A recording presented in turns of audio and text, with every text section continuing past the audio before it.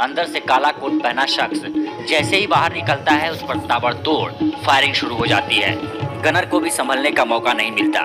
24 फरवरी की शाम राजू पाल हत्याकांड के गवाह उमेश पाल और उनके गनर को गोली मार दी गई। वारदात की तफ्तीश हो रही है, लेकिन सीसीटीवी फुटेज देखकर काफी कुछ पता चल रहा है।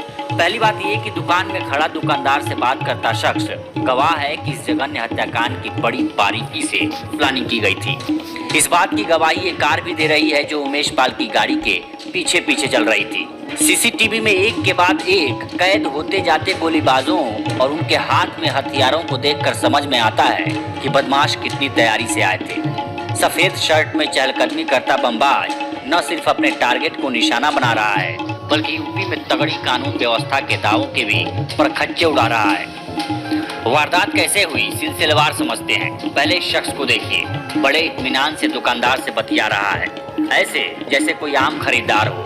लेकिन जैसे ही इसके गोलीबाज दोस्त आते हैं, ये चीते की तरह हरकत में आता है और बाहर जाकर फायर करने लगता है।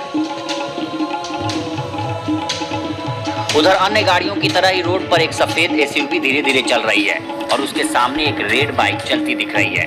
बाइक पर एक व्यक्ति ने हेलमेट लगाया है और दूसरे के हाथ में छोटा सा काला हैंडबैग है। ये सभी अपने टारगेट के पीछे हैं। जैसे उमेश पाल अपनी गाड़ी से बाहर आते हैं, ये सभी एक्टिव हो जाते हैं। सफेद गाड़ी से दो लोग निकलते हैं, एक के हाथ में छोटी गन है और दूसरे के हाथ में राइफल। बाइक पर पीछे बैठा व्यक्ति बैग से कुछ निकालता है और फेंकने लगता है। इसके बाद कार से उतरा राइफलधारी हवाई फायरिंग करता है। हेलमेट पहना शख्स भी तेजी से आगे की तरफ भागता है। इसी वक्त फ्रेम में एक शख्स और दिखता है, उसके हाथ में प्लास्टिक का थैला है। वो उमेश की कार की तरफ से फ्रेम में दाखिल होता है।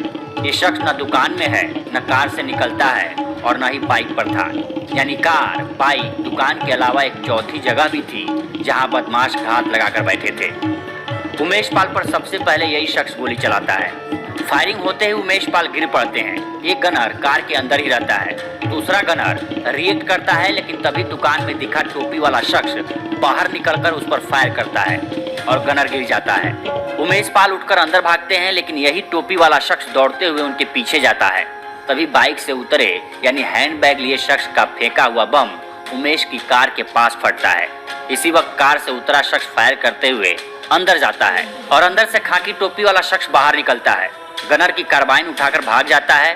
इसके बाद प्लास्टिक का बैग लिया हुआ शख्स फायर करने आता है।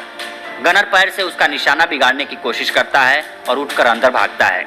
इस दौरान बमबाज लगातार बम फेंक रहा है।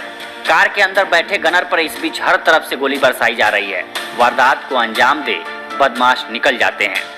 गोली कांड के बाद सियासी कीचड़ उछाले जा रहे हैं, लेकिन प्रयागराज जैसे बड़े शहर में दिन दहाड़े हुआ यह हत्याकांड कानून व्यवस्था के लिए बड़ी चुनौती है।